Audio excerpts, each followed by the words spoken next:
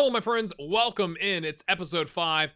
Not going to be playing any games today, but I think it's going to be worth it, so stick with us. Couple things that we're going to discuss, starting off with how to go about selecting an international squad. And I'm going to compare it from FM into reality. What happens in the real world, and then what do we think as fans in the real world? So how should you manage in FM? Is it the same or different? I'm also going to show you how to post a job in the international management aspect of FM, and it just goes to show, I think this is just a poor man's DLC. I really think they should just scrap international at this point.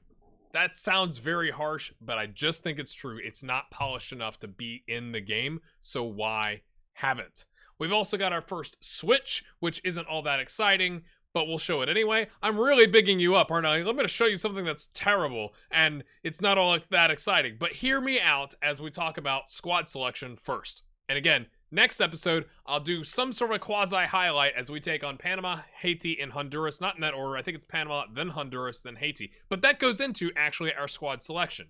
So this is how I've lined up. Again, one, it shouldn't be 46 players in CONCACAF. It's because CONCACAF has said you don't have to have a squad limit. So it really should be 23 to 50. The fact that 46 is double of 23 makes me think that is some sort of weird typo inside of Football Manager's squad engine thing, selection engine, okay? But there are too many players here. It comes down to a problem with me that you can't see your own player's ability and potential. Like, that's got to be a simple bug. I can see the players that I'm scouting to potentially bring in to the national team or to ask to represent us, but I can't see our own ability. But this is how I am planning on us lining up against Panama, who are in 5th place, the toughest of the 3 games. But there are 3 games to play. So let's look at the tactics screen here. We're going to try tiki-taka, see how it goes. Of course, we're changing tactics, but we got Robinson, Brooks, Miazga, Dest, Stefan, Musa, McKinney, Pulisic, Reyna, De La Fuente, who roared through last episode, and Haji Wright. Now, hear me out, because I want to show you that. You see the match sharpness? There are a handful of players that are really good, Miles Robinson being one of them, Brendan Aronson being one of them, that are not match sharp. Miles Robinson is because he plays in MLS.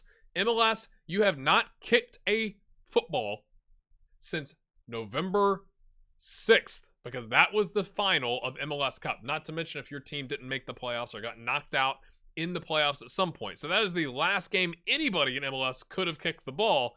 It has now been 2 months. So their match sharpness is 0. And I think you see this with like the January camps that the U.S. men's national team has done before, where they end up bringing in a bunch of MLS players for, like, ideally, like 3 weeks because they're available. Because it's like their summer break, right? It's that, November to February-ish, early March, when the season kicks off type situation. So that's kind of interesting that we now have a set of games in that window, which means our European players are actually match sharp that you wouldn't normally see in January. Does it make sense? So with that being said, there are some players on this list way down that you're going like, why aren't you starting them? And it's like, what would you think if the U.S. men's national team, if you go back to, let's talk about reality and fan world, if they called in a bunch of players who hadn't played in 2 months? Now, yes, there is world class. And like in those situations, you're like, I'm going to trust that that person is keeping themselves sharp as possible, whatever. Like a Christian Pulisic, right? If he hadn't played, now he's not played this year because of injuries, like in the real world, then you might be like, yeah, I'll throw 1 or 2 of those players in if we had world-class players. But this goes back to, a lot of our players are about 3-star average. There are some 3.5s. There's a 4 with Pulisic. But a lot of them, from a star rating standpoint, and this is where real life versus FM, you have to start factoring in form, match sharpness. How good does the game think they are? A prime example of this, okay, let me go find. Ricardo Pepi has come in and smashed a couple of World Cup qualifying games in the real world. In this FM, though, he has had 1 substitute appearance for AC Milan because the bug that started the save, where his contract with FC Dallas, he's really, in reality, signed a 5-year contract. His contract with FC Dallas was null and voided in Football Manager. That is a known bug. It's already been reported. And he's had 1 substitute appearance on a 7.3. The dude's not match sharp. Not to mention, do you see any bright green here? It's not like I'm leaving Ronaldo out of my squad, right? Like, I love Ricardo Pepi in reality. Like, trust me, in reality, I think he could be our number 9 of the future. But in FM22 beta, he's not the starter right now. He's just not. So all that goes to show for all the players over here, sorry, pointed the wrong direction. All the players over here, you have to then start balancing overall quality, not Matt Sharp, with not as quality, but Matt Sharp. And like, welcome to international management. But again, it doesn't matter how good some of these players are in your opinion in reality. It is based off of, in FM22, what the game thinks, how their attributes are rated, all that kind of stuff. Like, there's a couple players I'm like, I think that player's probably a little bit better than what they have rated, but that doesn't mean diddly squat in the game. So you have to factor that in as you're picking a squad in international management. The benefit here is we do have a 3-game window. So I think it makes the most sense if you're going up against Panama. Now let's take a look here at Panama. Are we going to be able to see how sharp their team is? They've got some match sharpness issues. Now, this is what they're saying they've got picked right now, and my goodness, how many center backs does one team need? But are we going to be bringing a match sharp squad up against a not match sharp squad, or is this just, you know, classic FM stuff where it's like, oh, that's the team, but it's not really the team? We'll have to see who actually shows up. But I think for the most difficult of the 3 games in this window, it makes sense to start with as many quality, but also match sharp players as possible. So that's why I've got the likes of Serginho Dest, because he's significantly better than Chris Richards and Reggie Cannon and Shaq Moore and whoever else can play on the right back side, right? He is a 3.5 star. Now you could argue, oh, it's only a half star, but like Serginho Dest is a good right back, right? Chris Richards, also same match sharpness. Tyler Adams can play there, same match sharpness. So you might as well go with Serginho Dest. Are you following me here? Same thing with John Brooks. Okay, ball-playing defender. Guess who our best ball-playing defender is? John Brooks. Now you could play Chris Richards. Same match sharpness. Matt Miazga and CCV. To be fair, CCV in the game played 18 games for Celtic on a 709. Now, oh, it's Celtic. It's the, you know, Scottish Premier. You know, like, I get you, but like, that's why he's on the bench. I think he's a good option to come in and take one of these guys off. Maybe we leave Brooks on so he can get his match sharpness up. Anthony Robinson. Again, who's our best left back? It says Serginho Dest. I don't think that's the case because he's right-footed. I would say you've got George Bello, Tim Ream, Anthony Robinson. Right now, in reality, Anthony Robinson has shown he's the best left back that we have. Tim Ream is a nice defensive left back. Okay? Are you following me here? So it's like, as you go, if you're playing international management at any point with FM22, this episode's for you because it's like, you have to take these things into consideration. You have to like detach yourself from what has happened in the international windows in actual reality and look at the game. Now you could say, Jewel GHG, you're playing a tiki-taka style. You've changed tactics 5 times. Well, yes, that's part of playing in the beta and having some fun. So take it that part with a grain of salt. But the squad selection, it's like you would get roasted, I think, if you played a bunch of players, even if like Brendan Aronson, okay, Tyler Adams, Miles Robinson, if they've not played in a while. Now, Tyler Adams is kind of interesting, right? Because, like, his form standpoint, he's played recently, but he had a bit of an issue here. Maybe he was at, like, a red card. No, he didn't have a red card. He was ineligible, and then an unused substitute for 3 games. So I don't know if he had a knock. It doesn't really matter. He's not Matt Sharp. So it's like he's working his way back into fitness and sharpness and all that kind of stuff. You don't start him. I have no problems bringing him in to give McKennie a rest or Musa if they're not playing well or something like that. But you kind of have to balance it. All right, second topic. I know we're going to talk about how to post the job. I think that's probably the least interesting thing. It's pretty much a couple clicks. I just think it's in the wrong place. You can start scouting players to get them to maybe convince them to come play for you. And we've done that with Alex Mighton. 1, because his name is awesome. 2, because he's 19 years old. He's a pretty decent winger. Again, decent. Wasn't worth calling up and taking a spot, but we asked him and he said, yeah, I was interested. And we've essentially stolen him away from England. Now you can argue he's never going to see the pitch for England, and that's fine, but we're going to continue to scout him. And how you do that, in case you don't know, is go National Report. Okay, I can't do it right now, but you go National Report, just like you would go to Reports and go to Scout, National Report, get National Report is how you essentially scout the player. I think it's a little clunky. This doesn't tell you a whole lot, but that's how you do it. We've also discovered a couple other players that I'm quite excited about. So let me show you. This is how you get there. You go over here to National Pool, and I just sorted by potential, Again, this isn't how I found them initially. I did a search inside of the scouting function, which I'll show you, where you can look for the certain nationalities. But we found the likes of Felipe Sandler, who is a center back, also DM. We haven't fully scouted him. I want to fully scout this guy before we ask him and maybe get a slightly, good set of results, and maybe we're a little bit higher in the World Cup qualifying table than we are now. He's got Dutch, South African, and American nationalities. I think he's a pretty good for being 24, 6'2", especially when you've got like John Brooks is injury prone these days and those types of things. He looks decent. He looks decent enough to keep scouting. Now this scouting thing, you can't even hover over. Okay, you can. You see that? It mixes in on the text. 31% knowledge level. I don't love that. It's really tiny, but good option. National team, again, you go national report, scout. There was one other I was going to show you that I was excited about. Sean Parker, my friends. Look at the, again, I don't really believe this because we've only scouted him. You see that barely that little dot? I can't even hover over the black to get, okay, 10% knowledge. But it says he's a 3.5-star advanced forward and 3.5-star winger on attack. He's at least got 13 finishing and 12 acceleration. He's exciting. Now, he's German, right? He's at 2 under-21 caps for Germany, but he's not cap-tied, obviously, because those are under 21. And we found him through the scout report. Let me show you how I found him in scouting. I love this. You click scouting, and you get scouting center, and you get nothing. This is what I'm talking about. This is like a quasi-DLC that just... Part of you may be going, well, then why do you keep playing it? It's like, because I love international management. But it's like, it could be so much better. It's so not good. Players, and you could go to scouted, but that's not going to help you find like players that you don't know about. So you're going to go player search here, edit your search, and you get nation of birth or. This or statement here, very important, because you do and, you're going to find nobody, because it's like, give me somebody with a nation of birth the United States and a nation of birth, second nationality, American. And that's not going to be happening. Now, one thing I would point out here, it says nation of birth. I cannot find in the add condition here, okay, all of these options, nationality. Now I can find nation of birth, USA, and second nationality, American, okay?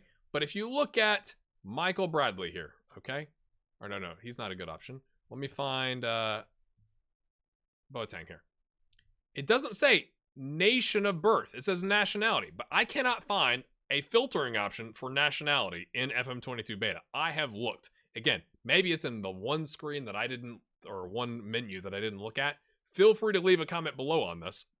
But then it says other nationalities, American. So like that's how we're catching this.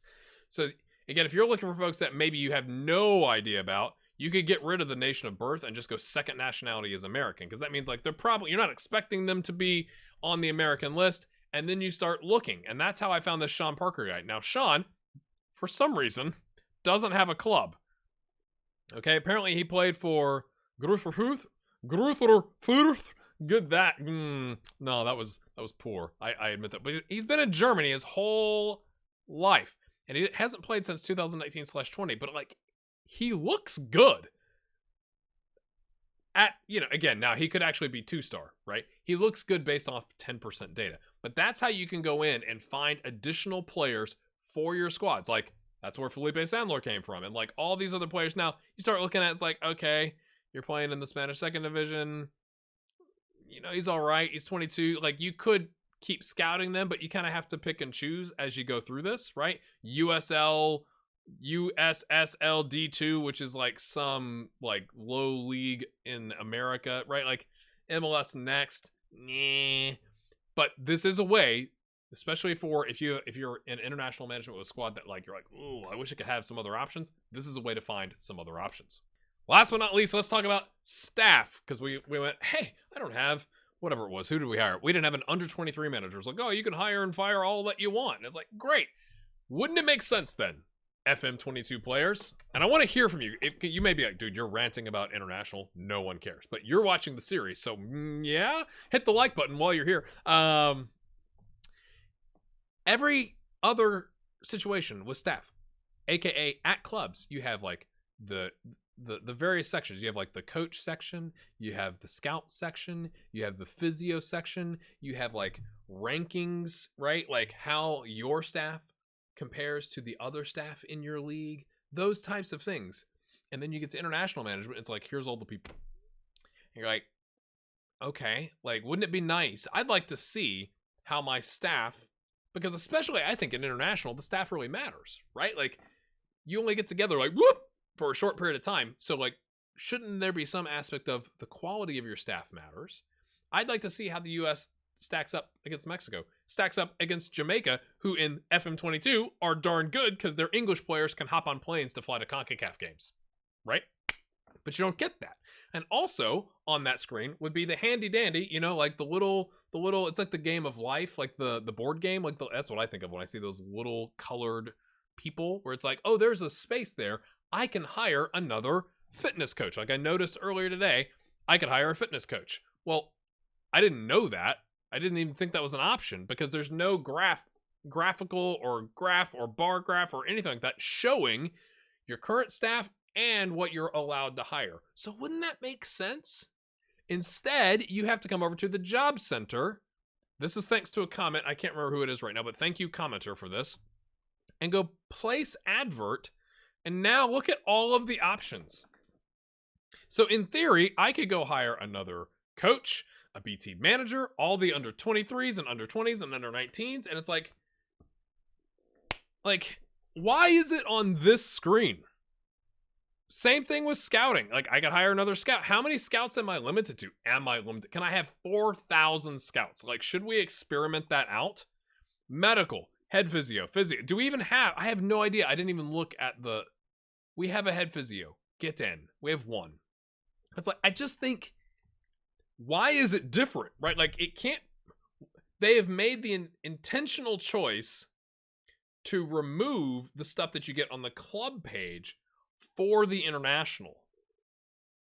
And that doesn't make any sense to me. And it also obviously takes away the fact that like you can't or you don't want to probably negotiate the international salaries. Sometimes players or manager or coaches, whoever you're hiring, will keep their current gigs, but also help out. So like Steve Cherundolo dropped Las Vegas. You can't see that's what's back here. He dropped Las Vegas and came to be our under 23 manager. Thank you, Mr. Cherundolo. That's fantastic. However, Josh Wolf didn't. He actually just got sacked, it said, from his last gig, which doesn't even show up with, like, this says Columbus 2019. I don't know what's going on there.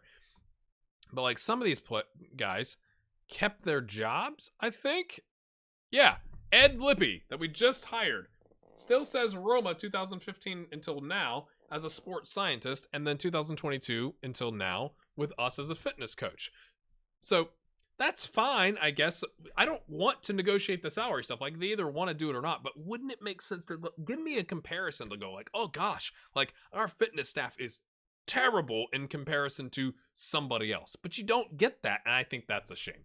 I think I'm going to leave it there, my friends. I know this is a little bit of a rant, and I'm curious if you agree or disagree, and if so, with what? So make sure you leave those comments. How would you line up against Panama? Because this is how I'm going to go. And the only reason I think Haji Wright's going to be something that people go like, you're doing what? Haji Wright is going to get his debut as a starter against Panama? He's not very good. Again, we're testing out the tiki-taka. And from a deep lying forward standpoint, 16 strength, 6'4", decent, big old lad. Okay, to put up top, and that way you've got Conrad De La Fuente and Christian Pulisic running in behind him and playing off of Reyna. It may not work, but if I go back to my tactics screen here and go, okay, who are my other options? Josh Sargent. Well, let's take a look at Josh here. Yep, he's played 18 times for Norwich and gotten 2 goals. And he's on a 6.6 in his all right, that might be with us. Let's take his actual. Okay, 9 starts, 9 subs on a 6.79. Not exactly lighting up the Premier League. And he's not as strong in that role, right? Pressing forward, maybe. This role, he can't really dribble. His strength is 4 less. Like, you go, like, again, it's if he was lighting up the Premier League, yeah, all day long. Sure. All right. Natural option, Daryl DK. Well, let's look at DK. DK, MLS, apparently is waiting on a work permit to go to Manchester UFC, who, you know, maybe if they spent less time trying to sue Sports Interactive and more time running their football club, they wouldn't be terrible. He would be great, right? Like 17 strength. Fantastic. Dribbling, not so much, but DK is like the the popular pick these days, right? Like, I want Pepe and DK. And it's like, well, in this reality, he's not kicked a ball since whenever Orlando City's season ended, so November. And even then, he was on a 6.84. So it's not like he was lighting up MLS. So it's like, I kind of look at DK and Sargent in FM22 and go like, 9 starts, 9 subs with 2 goals in a 6.79 with a very bad Norwich team playing in the Premier League. Or, hasn't kicked the ball in 2 months, but got 33 total appearances and 14 goals on a 6.84. But like, that's not that much better, except for the goal return. But again, it's in MLS versus in the Premier League. So it's like, I don't love any of the options here. It's like, it's indicative when your third best option is a winger and then another winger. Weah could play forward, but like, again, Weah's more, I'm not starting Weah because Weah's got incredible pace and acceleration. I think you put him out at the end of games and like, he runs an entire defense. Okay. You could go Balogun, who, by the way, we have brought in before. He's not kicked the ball once for Arsenal. So it's like, he's not Matt Sharp. He's not really playing. He's 5'10", not very strong, so he's not perfectly suited for a deep lying forward role. Again, Sabi, Wright, Matthew Hoppy's not ranked as well or star rated as well in FM22. So that's why I go like, I think it makes sense in this very specific scenario to start Haji Wright. I'm not saying he's a world beater, but I don't think that this is one of the problems with the U.S. Men's national team. There isn't a world beater striker we're like, gotta have him all the time. Like, clear as day, gotta have him. Again, no fault of Pepe or DK. I think they're great players. They're not yet to the point where you're like, they're undroppable, if that makes sense. So this is how I'm lining up. What would you do if you were in my shoes? My friends, this series has gotten a lot of love, a lot of views. If you are enjoying it, it is imperative for a content creator like me, a little bit on the small scale in the FM community, if you hit that like button and subscribe. My goal this year is to get to 10,000 subscribers. That's a big ask because I'm already on like 6,028 right now. If you want to buy FM22, there's a discount code in the description below. That is an affiliate link where I get a cut. Thanks for your support. Can we get a result against these 3 teams and convince some really good players to come play for us? Let's find out next episode. See you then.